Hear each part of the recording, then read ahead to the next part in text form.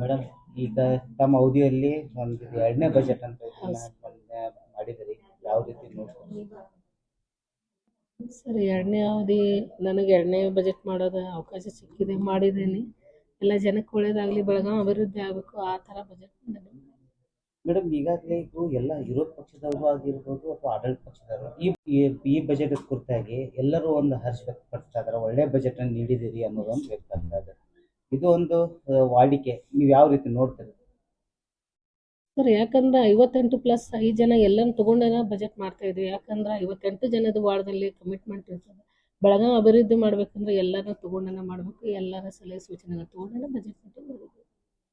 ಹಲವಾರು ಸಮಸ್ಯೆಗಳು ಬೆಳಗಾವಿ ನಗರ ಜನ ಒಂದು ಎದುರಿಸ್ತಾ ಇದ್ದಾರೆ. ಅದರಲ್ಲಿ ವಿಶೇಷವಾಗಿ ಬೀದಿ ವ್ಯಾಪಾರಸ್ಥರಿಗೆ ಒಂದು ಬಹಳಷ್ಟು ಮಹಾನಗರ ಪಾಲಿಕೆಯಿಂದ ತೊಂದರೆ ಉಂಟಾಗ್ತಾ ಇದೆ. ಯಾಕಂತಂದ್ರೆ ಅವರು ಗಾಡಿಗಳನ್ನಾಗಲಿ ಇದು ಮಾಡೋದಾಗ್ಲಿ ಅಥವಾ ಒಂದು ಸ್ಥಳಾಂತರಿಸಬೇಕಾಗಲಿ ಒಂದು ಚಟುವಟಿಕೆ ನಡೀತಾ ಇದೆ. ಇದರ ಕುರಿತಾಗಿ ಹೊಸ ಯೋಜನೆ ಇದರ ಬಜೆಟ್ನಲ್ಲಿ ಪ್ರಸ್ತಾವನೆ ಇಲ್ಲ. ಅದ್ರ ಬಗ್ಗೆ ಈಗಾಗಲೇನು ಡಿಸ್ಕಷನ್ ಮಾಡಿದ್ದಾರೆ ಸರ್. ಆಯುಕ್ತರಾಗಲಿ ನಮ್ಮ ಅಧ್ಯಕ್ಷರಾಗಲಿ ಎಲ್ಲರೂ ಕೂಡ್ಕೊಂಡು ಜನರಿಗೆ ಯಾರಿಗೂ ತೊಂದರೆ ಆಗ್ಲಾರ್ದಂತ ಇದನ್ನ ಮಾಡ್ತಾ ಇದ್ದಾರೆ. ನೋಡೋಣ ಏನೇನಿದೆ. ಬೀದಿ ವ್ಯಾಪಾರಸ್ಥರಿಗೆ ಏನಾದರೂ ಈ ಬಜೆಟ್ದಿಂದ ಒಂದು ಅನುಕೂಲ ಆಗ್ಬೋದಿತ್ತು ಅನ್ನುವಂಥ ನಿರೀಕ್ಷೆಯಲ್ಲಿದ್ದರು.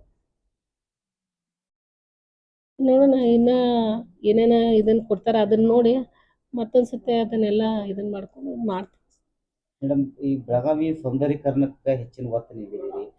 ಉದ್ಯೋಗ ಅವಕಾಶಗಳ ಕಡೆ ಒಂದು ಸ್ವಲ್ಪ ಒಂದು ಬೆಳಕು ಚೆಲ್ಲಬೇಕಂತ ಆಗಬೇಕಾಗಿತ್ತು ಅನ್ನೋದೊಂದು ಖಂಡಿತ ಸರ್. ಈಗಾಗಲೇ ನಾವು ಬೀದಿ ಬದಿ ವ್ಯಾಪಾರಿಗಳು ಈಗಾಗಲೇ ಸೌಲಭ್ಯಗಳನ್ನು ತಗೊಂಡಾರೆ. ಇನ್ನೂ ಹೆಚ್ಚಿನ ಸರ್ಕಾರದಿಂದ ಯಾವ ಸೌಲಭ್ಯಗಳು ಬರ್ತಾವಲ್ಲ, ಆಯುಕ್ತರಾಗಲಿ ನಾವಾಗಲಿ ಸರ್ಕಾರದಿಂದ ತರ್ಲಿಕ್ಕೆ ಪ್ರಯತ್ನ ಮಾಡ್ತಾ ಇದ್ದೀವಿ.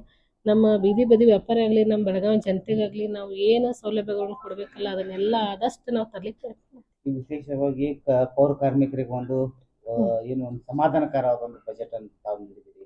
ಅವರು ಹರ್ಷ ವ್ಯಕ್ತಪಡಿಸಿದ್ದಾರೆ. ಇದ್ರ ಕಡೆ ತಾವು ಯಾವ ರೀತಿ ನೋಡ್ತೀರಿ? ಯಾವ ಇದಕ್ಕೆ ಮುಂದಿನ ಇದನ್ನ ಕಾರ್ಯರೂಪಕ್ಕೆ ತರುವಂತ ವ್ಯವಸ್ಥೆ ಯಾವ ಕಾರ್ಯವ್ಯವಸ್ಥೆಗೆ ಅಂದ್ರೆ ತಂದೆ ತರ್ತೀವಿ. ಯಾಕಂದ್ರೆ ಬೆಳಗಾವಿ ಸುಂದರ ಸ್ವಚ್ಛ ಆಗಿರ್ಬೇಕಂದ್ರೆ ಪೌರ ಕಾರ್ಮಿಕರಿಗೆ ಮೊದಲನೇ ಆದ್ಯತೆ ಕೊಡ್ಬೇಕು. ನಾವು ಅವ್ರಿಗೆ ಕೊಡ್ತಾ ಇದ್ದೀವಿ. ಈಗಾಗಲೇ ಸಂಕಷ್ಟ ಭತ್ಯೆ ಆಗಲಿ ಅವರ ಉಪಹಾರದಾಗಲಿ ಅದನ್ನೆಲ್ಲ ಮಾಡಿದ್ವಿ. ಇನ್ನೂ ಏನೇನೋ ನಮ್ಮ ಸರ್ಕಾರದಿಂದ ಸೌಲಭ್ಯಗಳು ಕೊಡಬೇಕಂತ ಇದೆಲ್ಲ ಅದನ್ನೆಲ್ಲ ನಾವು ತರಲಿಕ್ಕೆ ಪ್ರಯತ್ನ ಮಾಡ್ತೀವಿ.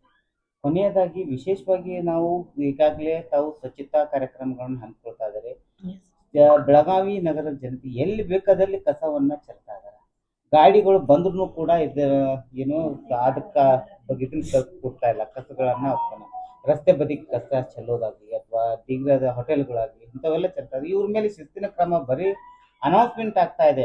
ಎಲ್ಲಾದ್ರೂ ಚೆಲ್ಲಿದ್ರೆ ನೀವು ಶಿಸ್ತಿನ ಕ್ರಮ ತಗೋತೀವಿ, ಆದ್ರೆ ಎಲ್ಲೂ ಶಿಸ್ತಿನ ಕ್ರಮ ತಗೊಂಡದ್ದು ಪ್ರಸ್ತಾವನೆ ಆಗ್ತಾ ಇಲ್ಲ, ಕಂಡು ಬರ್ತಾ ಇಲ್ಲ. ಮೊದಲನೇದಾಗಿ ಬೆಳಗಾವಿ ಜನತೆಗೆ ವಿನಂತಿ ಮಾಡ್ಕೊಳ್ಳೋದಂದ್ರೆ ನೀವು ಸ್ವಚ್ಛತೆ ಕಾಪಾಡಿದಂದ್ರೆ ಬೆಳಗಾವಿ ಸುಂದರ ಆಗ್ತದೆ. ನಮ್ಮ ಪೌರ ಕಾರ್ಮಿಕರ ಮನೆಗೆ ಹೋಗ್ತಾ ಇದ್ದಾರೆ. ಹಸಿ ಕಸ ಬೇರೆ ಮಾಡಿ ಕೊಡ್ರಿ ಅಂತ ಈಗಾಗಲೇ ಕಾರ್ಯಕ್ರಮಗಳನ್ನು ಹಮ್ಮಿಕೊಂಡಿದ್ದೀವಿ.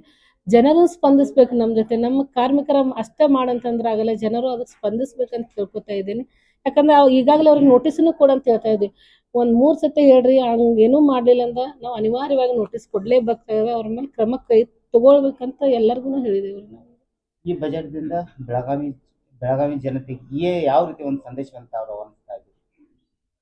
ನಮ್ಮ ನಗರ ಸೇವಕರ 58 ಜನ ಆಗಲಿ ಶಾಸಕರಾಗಲಿ ಎಲ್ಲರೂ ಬೆಳಗಾವಿ ಸುಂದರವಾಗಿ ಬೆಳಗಾವಿ ಏನು ಅಭಿವೃದ್ಧಿ ಮಾಡ್ಬೇಕನ್ನೋದು ಎಲ್ಲರಿಗೂ ಸತತವಾಗಿ ಪ್ರಯತ್ನ ಆಗ್ತಾ ಇದೆ. ಇನ್ನು ಬೆಳಗಾವಿ ಸುಂದರವಾಗಿ ಮಾಡ್ಲಿಕ್ಕೆ ನಾವೆಲ್ಲರೂ ನಿಮ್ಮ ಸಹಕಾರನೂ ನಮ್ಮ ಜೊತೆ ಬೇಕಂತ ಎಲ್ಲರಿಗೂ.